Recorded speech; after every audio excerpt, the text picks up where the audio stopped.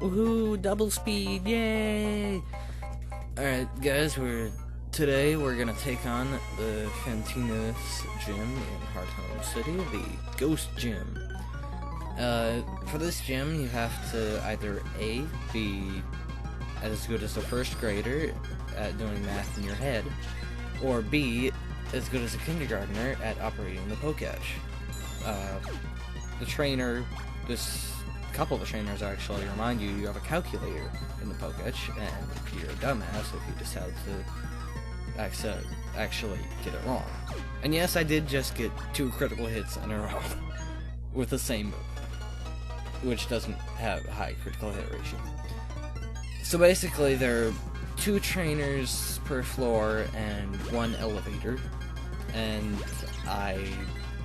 when I played this, I didn't remember which was which, and I didn't want to bother looking at the signs. So yeah, you'll see me actually go into the elevator room on accident a couple times. And I even do it when I'm heading up to the actual gym leader in the next segment too, just because I suck at remembering things.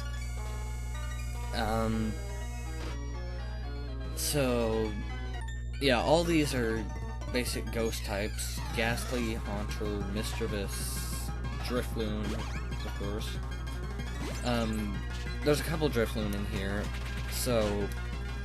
and a lot of people pass up the chance to look at them, get them in the Pokédex on Fridays, and they skip the trainers here, so then they have to wait till Friday to get the National Dex and to Pal Park.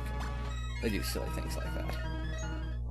Drifloons are annoying, because at least the trainer ones in here, because they have aftermath, which will hurt you if you kill him with a physical move, and Starsky is completely physical based, so I kind of don't have any way out of that, so yeah. And that's kind of a pain when I face off against Fantina and her Drifloon. I miss it, it confuses me. I am angry. And it sucker punches me, which luckily doesn't do too much damage thanks to the level difference.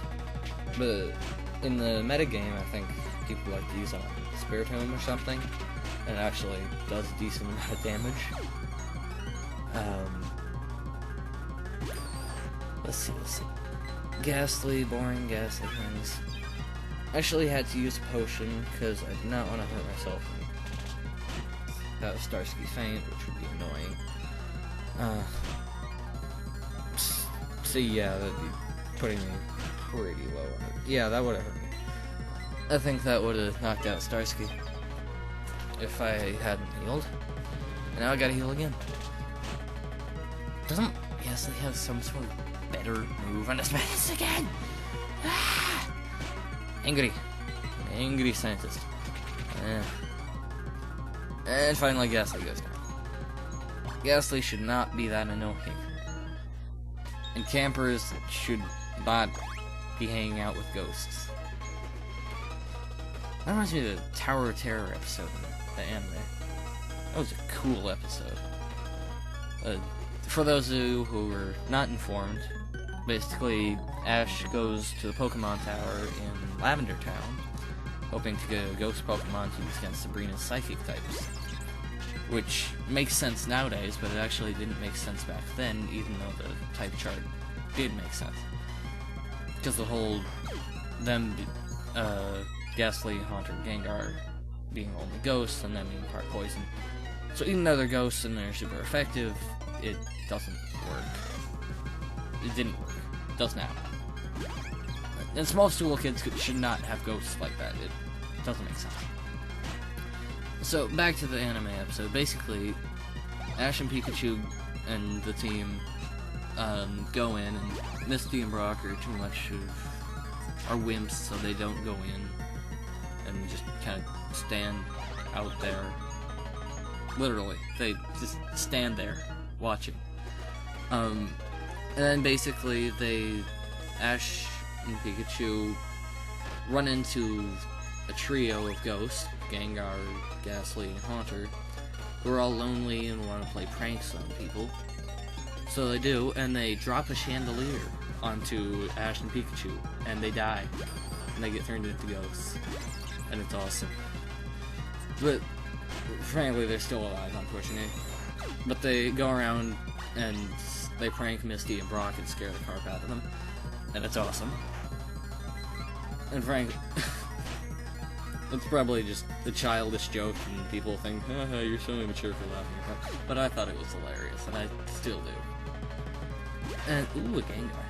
And then basically, by catering to them and helping them, Ash gets Haunter to help out with his fight against Sabrina. So, he has a Haunter for a couple episodes.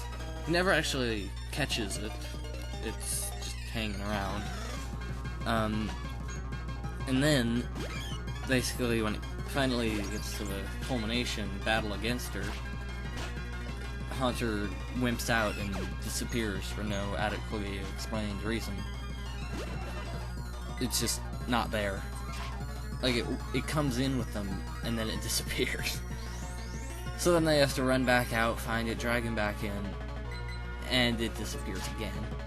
But this time it reappears, and it makes a bunch of stupid faces, and Sabrina is all immature and cracks up and laughs at it. And then there's the gym leader.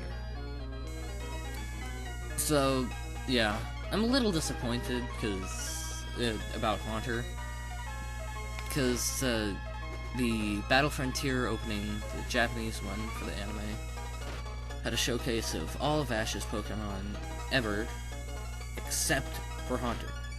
Even though he never actually caught it, it was on his team technically, and I wish they had included that. I mean, I guess the only other ones were Beedrill, Seaking, and Raticate were the ones that not included. But I'll talk about that some other time, actually probably not.